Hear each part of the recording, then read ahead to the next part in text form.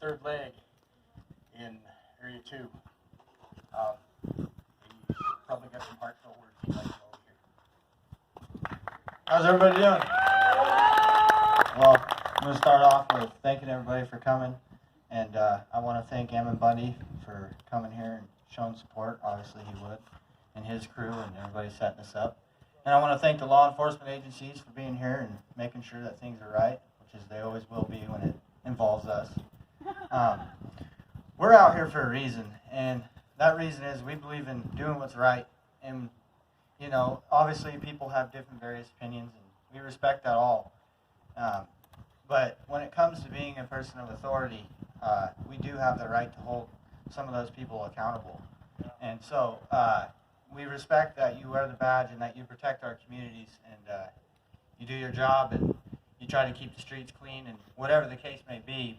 But we also want you to do your job when it comes to treating people right, and that's the number one thing. And I'm not saying all cops are bad, which is they aren't. You know, there's good officers I've met myself. I've talked to plenty of good ones. But it's the bad ones that ruin it all for everybody else. You get rallies and you get rioters and people who burn and loot and, you know, stuff like that that a lot of us look down on and we don't agree with. And as good officers, I believe it is your job not to just stand by and watch and everything, but to tell your fellow officers and everybody else that you work with that doing what's right and following the Constitution is the most important thing when it comes to living in America. And so, one thing I will point out about me and my relationship with Sean is he's a very loving man, and he would do anything for anybody and be there for anybody. And if you were in a time of hurt and something wasn't right and he knew it was wrong and you were getting looked down on, Sean would be the first person to be there to help you. And I know that from personal experience because I went through a thing with, you know, my family and everything, and I lost a lot.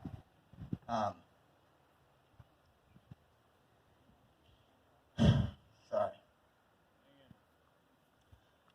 The reason why I lost a lot was because I chose to do what was right. I chose to join this organization because I knew that the way this country was going, the way this state and everything in general, people dividing and everything, I knew it was going into a bad direction.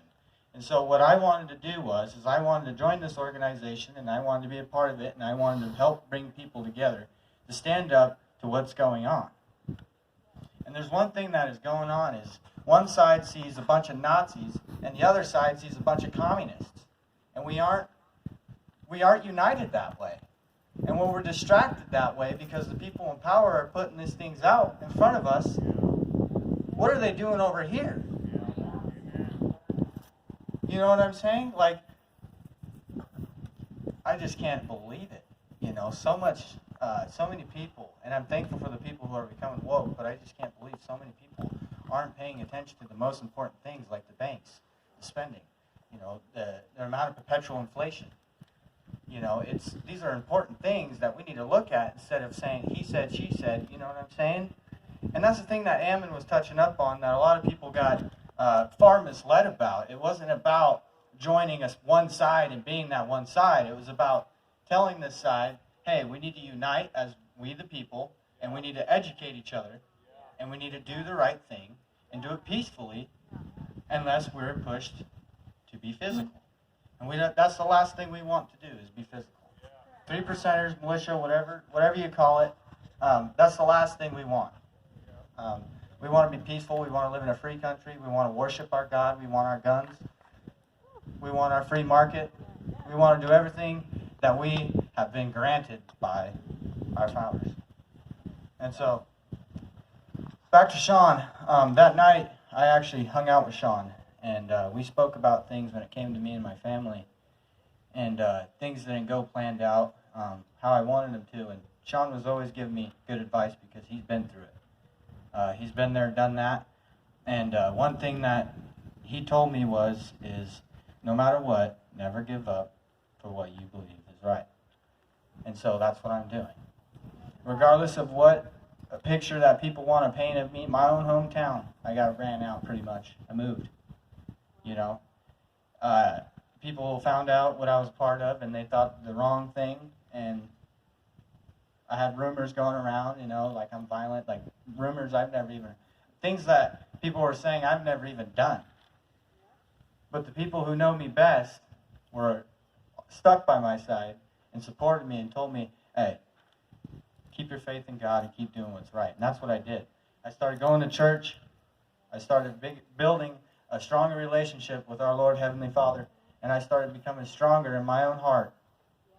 And I started to realize the whole picture of what's going on. And the thing about it is we could sit up here and we could fight for our rights and we could fight for justice and stuff, but there's one thing that we cannot stop, and that's God's will. So there's one thing that I'm going to say is I'm not going to be on the wrong side of history on all this. And whether I'll get looked down on, and whether people will think I'm radical, or whatever the case may be, I know where my faith sits, and I know where I'm going after this. So that's what I say. And no matter what, I'll always stand by that man right there. I will always stand by Ammon Bundy because what he says is true. And you're good too. No matter what, because like we were talking about earlier, Jesus says to love one another. And every time I've heard Ammon speak, it's been always godly. And anybody who wants to shoot that down, they can go ahead and shoot that down. That's the problem. Is a lot of us, instead of coming to these events and actually listening to things, we want to sit behind our phones and play keyboard warrior and not even know the truth. How about you come down here and listen to it for yourself and see what kind of people these people are? That's the fact of the matter. It's not what the media is trying to say or trying to cover up or whatever. There's so much information out there, far misled, that it's creating all these opinions and dividing all of us when that doesn't need to happen, and it shouldn't happen. Everybody should respond to this as, I want to be there, I want to listen to people, I want to figure out face-to-face what's going on, I want to be there, I want to see the evidence, like what was talking about. I want to know. And that's what it comes down to. We don't have to sit behind our phones and hate one another and not get along and stuff, because while we're doing that, what are they doing over here? Destroying our country and our state. It's a real concern, man. And that's the fact, is you want to live in a country, a godless nation? No morals, no principle? Is that what you want? Because that's what I don't want. I definitely want a future for my child. I definitely do. And I definitely want a future with my family, and I want to be a good father, and I want to do the things that I love to do, and shoot guns, and whatever the case may be, go out to dinner, drive everywhere I want, and not be harassed, and being, like, it's just all one big thing. It's just like, look what happened in China. What's going on in China right now? They're basically outlawing Christianity. So if we borrow our money from China,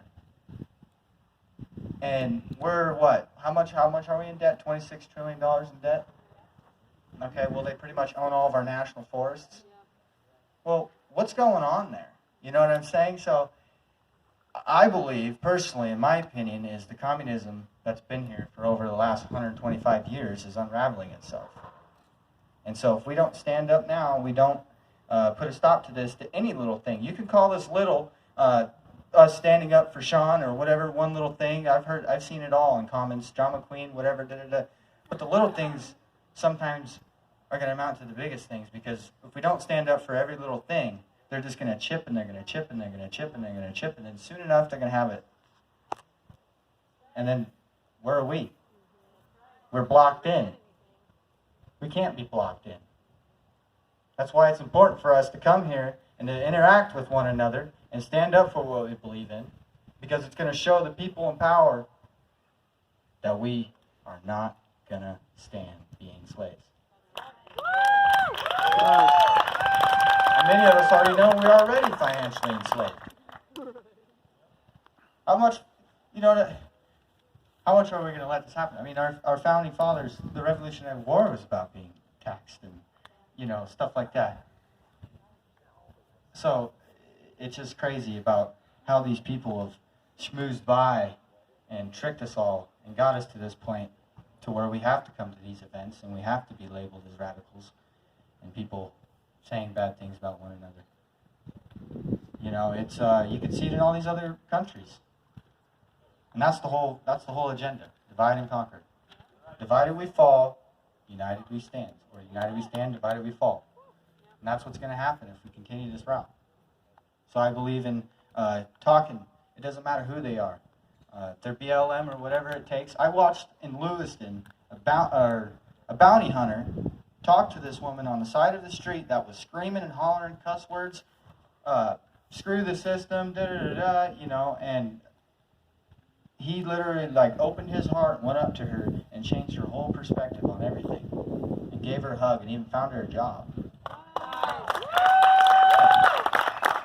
That's powerful. And when somebody is that loving, it shows and it sets an example. And so we don't have to hate one another. And speaking for the law enforcement officers, I appreciate them protecting the communities when it's needed, But do I agree with some of the things that happen? No, I don't. I believe that as good law enforcement officers that are in these departments, they need to say something to these people. They need to gather meetings and be like, all right, we need to find our weakest link. Why aren't they walking around in the streets and giving kids ice cream and helping people? And what I mean? All I see in my hometown is just them driving around giving traffic citations, trying to meet a quota. Instead of interacting with the people. In my town, it's, oh crap, there's a cop. It isn't, oh, there's Jeffrey, or hey, there's Billy. He's walking in all cool, he's like, how's everybody doing, I don't see that. I haven't seen that. And I'm sure there is cops that do that. And I'm not anti-cop, I respect law enforcement. I actually was going to try to go to a trooper academy to go be a state trooper. But then I was like, nah, I don't want to be, That just didn't work out. That wasn't going to work out. Not for me. But yeah, the tyranny, Brad Little, and everything. Back to Sean, when me and Sean went down, actually Sandy and Sean messaged me over the phone, and when I first got it into the People's Rights and the organization and everything, and Ammon put my name and number out, and I had people contact me, and Sean was one of the first people to contact with me, and he was talking about, what we should do, how we should get together, and I was all for it, we got guns and vests and all that stuff, and whatever, and so we finally meet up, and we meet at the Kendrick Bar, or the Kendrick Brewing Co. We went down there to support the business owners because they were being pressured by Governor Brad Little for just trying to feed their family. Hardware Brewing Company. They're great. And that's the thing, is if we're going to be told what's essential and what's not in America, are we really free? No. That's what I'm saying. And so we sat there in the bar and we talked and had a good time, Sean and everybody, and one thing that me and Sean clicked on was we were like-minded, and we both believe in God, and we both believe that if we don't stand up for our rights, we're going to lose our rights, because history proves that. And I'm a young guy. I mean, I've done a lot of research. I mean, that's just one of the things that I'm very passionate about. I do this all the time. I research. I'm glued to it, man, because I care about it all. And by the time I'm 30, I hope I'm very educated enough to maybe run for office, if there even is that. But, so me and Sean, I keep bouncing back and forth, sorry. But me and Sean started talking, and we started figuring out what we want to do and everything. So after we'd left the Kendrick Brewing Co., we planned on going down to Lewiston. And so we planned this whole thing with Heather Rogers to go down to Lewiston, support the Blue Line, because we knew that they were in a tough spot because they had rioters and stuff going around in these bigger cities and stuff and putting their lives in jeopardy. And we didn't want that there in Lewiston. We didn't want that in our hometown. And we didn't want that in Coeur d'Alene or whatever the case may be. So the fact of the matter is we showed up in support of those people, not not to start stuff in support. We stood out in front of the courthouse for them to protect their property, protect them. Well, kind of our property, because we pay the taxes on it. But if anybody thinks Sean is radical, or if anybody thinks that he shot first, I'm going to tell you one thing. I don't believe that for one bit. I don't.